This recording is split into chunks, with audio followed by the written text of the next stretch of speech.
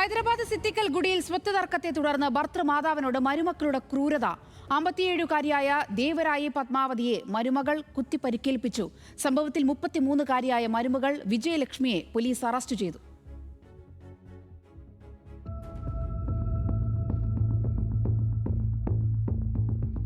ഇക്കഴിഞ്ഞ ജൂലൈ 21-നായിരുന്നു സംഭവം. കുടുംബ വീടിന്റെ ഉടമസ്ഥാവകാശത്തെ ചൊല്ലി പത്മാവതിയും മരുമകൾ വിജയലക്ഷ്മിയും തമ്മിൽ നാളുകളായി തർക്കം നിലനിന്നിരുന്നു. സംഭവം നടന്ന ദിവസം പത്മാവതി വീടിന്റെ 1-ാം നിലയിൽ തനിച്ചായിരുന്ന സമയം നോക്കിയാണ് വിജയലക്ഷ്മി മാരകായുധവുമായി എത്തിയത്.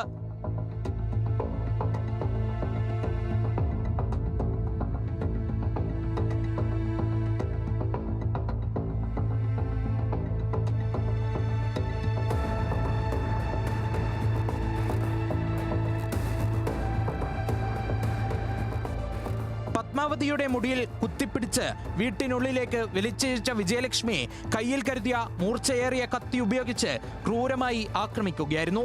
ആക്രമണത്തിൽ പത്മാവതിയുടെ കഴുത്തിലും വിരലുകളിലും ഗുരുതരമായി പരിക്കേറ്റു. ഇവരുടെ നിലവിളി കേട്ട് ഓടിയെത്തിയ അയൽവാസികളാണ് ആക്രമണത്തിൽ നിന്ന് പത്മാവതിയെ രക്ഷപ്പെടുത്തിയത്. തുടർന്ന് പത്മാവതിയെ ഉടൻ ആശുപത്രിയിൽ പ്രവേശിപ്പിക്കുകയായിരുന്നു. പത്മാവതി അപകടനില തരണം ചെയ്തതായി ഡോക്ടർമാർ അറിയിച്ചു.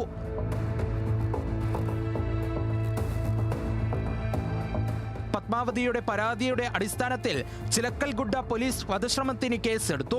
സംഭവസ്ഥലത്തെത്തി തെളിവുകൾ ശേഖരിച്ച പോലീസ് ആക്രമണത്തിന് ഉപയോഗിച്ച കത്തിയും കണ്ടെടുത്തു. തുടർന്ന് ജൂലൈ 22-ന് പ്രതിയായ വിജയലക്ഷ്മിയെ പോലീസ് കസ്റ്റഡിയിലെടുത്തു. ചോദ്യം ചെയ്യലിൽ ഇവർ കുറ്റം സമ്മതിച്ചു.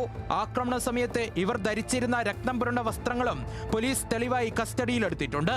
കോടതിയിൽ ഹാജരാക്കിയ പ്രതിയെ ജുഡീഷ്യൽ കസ്റ്റഡിയിൽ റിമാൻഡ് ചെയ്തു.